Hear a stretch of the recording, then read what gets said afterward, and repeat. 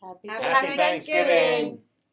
As we draw closer to the holiday, we want to wish each and every one of you a very happy Thanksgiving. We hope it's filled with fun and family and lots of food. Think about me eating cold fish while you're eating hot turkey and mashed potatoes. And we want you all to enjoy some time off from here.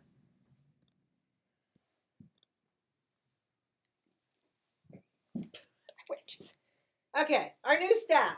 We went a little too fast there, so you got a preview of the next slide. But our new staff, we want to welcome Christina Wyatt, who's our new secretary. Woo! Yay. Very happy to have her. Rosalie Holm is our para at the high school. Savannah Stachow is a para at the Lewis School. Sandra Hume is our teacher, new teacher at Love Creek, who will be starting right after Thanksgiving. Jen Ludwig is a para at the Love Creek. Nicole Despato is at the Lewis School para. Don Tollett is at the high school. Brandy Hammond-Smith is in the ILC. And Karen McMahon is our new special ed coordinator filling in while Mel is out. Welcome, fellow colleagues, and especially show some love to our new staff who jumped in. Trying to read and not doing well. We should stop doing this late at night. Climate survey. We are super excited. For the most part, our comments on the climate survey were very good. They improved significantly, and we're very happy about that. There's still room for improvement, as there always is. But thank you all for participating, for those that did. We want you to know that we're listening to your comments, and we're always up for making changes to improve. In addition to us making changes to improve, we're hoping that all of us can jump on board and help to make each other better. The more positivity we put out to each other, the more everyone will jump on board with that. Don't allow the negativity to run our world. You can ask for help, but take care of yourself. But we want to make sure that everybody feels that positivity, and as we're moving forward, that we kind of squelch that negativity. So that's our goal for all of us and for all of you. I'll push you. That book has been passed around. If you have not received a copy yet to read, please ask your colleagues, and everyone who has a copy currently, please remember to pass it on. Some of us wrote little comments or underlined things that we found valuable. I think that's going to be really interesting at the end when we get it all back at the end of the year. But please, we hope everybody takes part in getting an opportunity to read that book. There is a children's version coming out, and if anyone would like to read this to your students, we do encourage it, and let us know. We'll take care of getting you copies. We also have some students reading it, and we encourage everybody to, use it with their students as well if you feel it's appropriate and if you feel you can. We'd love to have every student in the program read it. My goal was to have Justin and Patrick come at the end of the year and talk to everybody after they read the book, but I found out they're $25,000, so that's not happening. But anyway, we can inspire each other. We have inspiration all around us. All we have to do is look. Incident versus injury reports. We have been asked again to review this. An incident is any behavior that occurs that requires hands-on, and definitely anything that requires a trip to the nurse should be written up. Or anything that's out of the norm for the student, that is a behavior too. So, but if you're in doubt, please go ahead and write it up. And if it's written up, please submit an electronic copy to all administration before the end of the day. The reason for that is that we take children from all over Sussex County. Some of them are on the bus for hours, and we are the only ones here when parents get the written communication in the book. So we have to have knowledge of it in order to be able to answer questions for family. The injury report. Can I jump in real quick with the incident report? Sure. If you're out in the community and something happens, we would appreciate a phone call as soon as you can after that incident. That way, if somebody from the community or the site where you are takes note of what's happened, we have some information to be able to answer any questions. And also, if an incident happens in the community and you need more support, please make sure the secretaries know to contact administration as well as to get the behavior manager for you.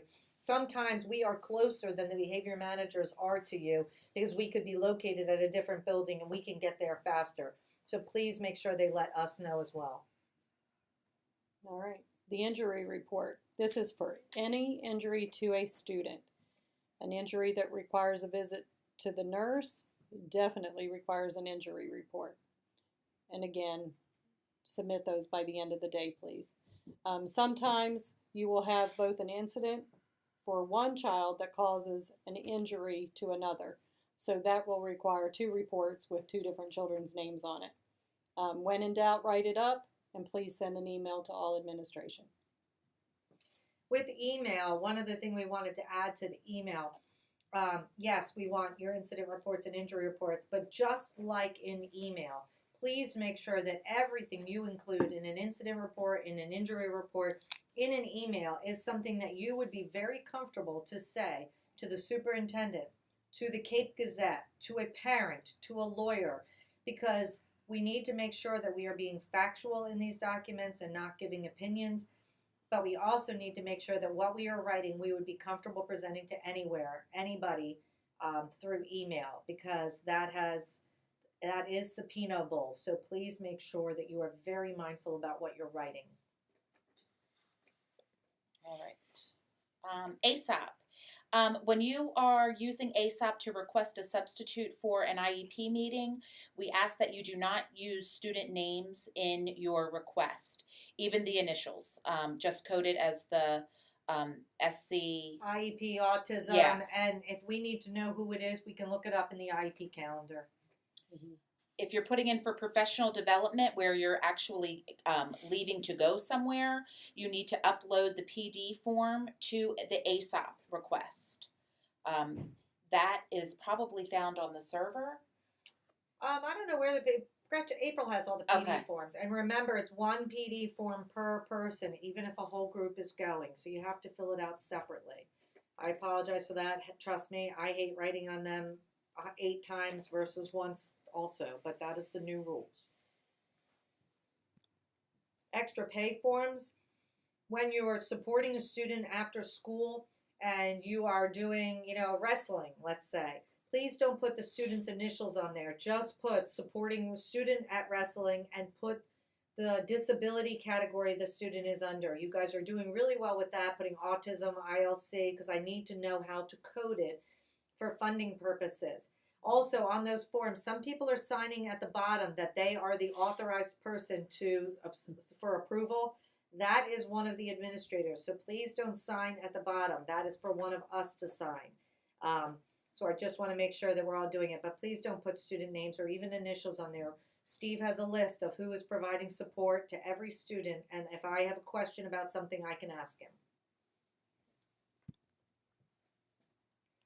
Professional development, this is just a reminder that anytime you're having your PLC meetings, your building meetings, any of those things that you are filling out the sign in and sign out sheet, make sure you are signing out the time that you leave. That's very important. We have a new secretary, as we just said, and she is learning how to input these things, but we really need to make sure everybody's signing in and out. Upcoming events. As you are aware by now, there is a new alternate assessment system going in production for this year. All of those who will have students who are in the alt have already or are scheduled to take the alternate standards training that started in October, and the last few sessions for ELA Science and Math are December 1st and 15th. The next thing that all of you will be required to do is complete the personal learning profile training. And this training will be available via the Delaware DLM website on December 15th. They do, I believe, talk about that in the first round of training. And then the last piece of it is the actual training to administer the test. And that takes place in January. There's 2 sessions, January 26th, 2 sessions on February 16th. They're half-day sessions. and that's where you will actually learn the process to administer the test. And in those trainings, you actually have to complete little online quizzes at the end of the trainings to be certified. So if you're not sure that you're signed up for all of those, contact me or Liz Cherico, and between the two of us, we can help you make sure you're signed up for everything you need to be signed up for. December 1st is going to be a big day for a lot of people to be out. So I'd ask that if you're feeling just a little under the weather, please come to school anyway. We really are going to need you because we're not going to have subs as much as we would hope. The other two things coming up are Do What You Love Night is December 14th at our evening conference night. It's a Thursday night, and Molly Lingo is putting together all of the things that people want to do for Do What You Love Night, and she will be putting that out to everybody. But right now she's struggling to get the leaders to get their information to her. So talk to your sit reps. They will be the ones to tell you to help pull that information together and get it to Molly. But we need to get that as soon as possible. I think she asked for it before Thanksgiving so that she can put it all together. And then the last thing is December 22nd. That's a half day.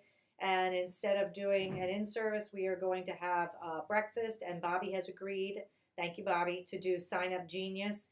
And so we will have people sign up to bring in food for breakfast, and we'll all just sit and eat together. And thank you, Molly, for doing the Do What You Love Night. All right.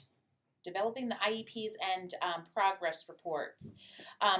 We spend a lot of time going through the progress reports, which does not compare to all the hard work that you put in to keeping your server up to date, the transfer of data, all that goes into what we report on every marking period. So we recognize the thought and work that you put behind it. We just want to add that as you're doing your IEP planning meetings and looking over the IEPs that you've inherited, that you really look at the rigor that you're addressing, with which you're addressing student needs. We've come across several where the annual goal is met or even is exceeding what the annual goal is set to be on the IEP. At the first benchmark. At the very Right. first Yeah. benchmark. They're So already exceeding it. yeah, that tells us that we need to aim a little bit higher and make sure that we're challenging our students and challenging ourselves. We don't want to shy away from the thought of two ends at the expense of the child's learning and what they are truly capable And remember, you can look back at previous IEPs to see the growth and the rate that the child grew last year or the year before, depending on how long they've been working on the goal, to kind of get a gauge of where they should be. That'll give you a little bit of an indication on things if you have that ability, depending on how old the child is. Regarding printing of progress reports, when you turn them in for review, if you could please remember that the system defaults, when you go to print, the system defaults to print as many copies of the report as the system says they should. For instance, if it's separate households, you'd have one for each parent, and on top of that, if it's an 18-year-old, they would print one for the student.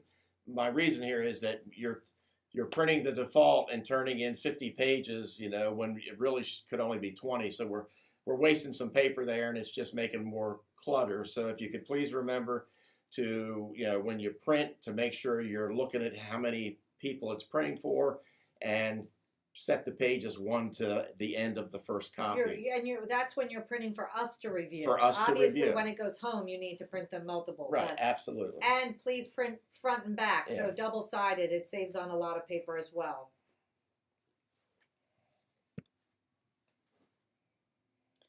What we are thankful for. We are thankful for our dedicated staff, each and every one of you. Our students and their families. We learn a lot from them, and they give us the privilege of working with their children each and every day. Family and friends. Work family and personal family. Like Vivian said on the first slide, please take time to enjoy your own family during this holiday season.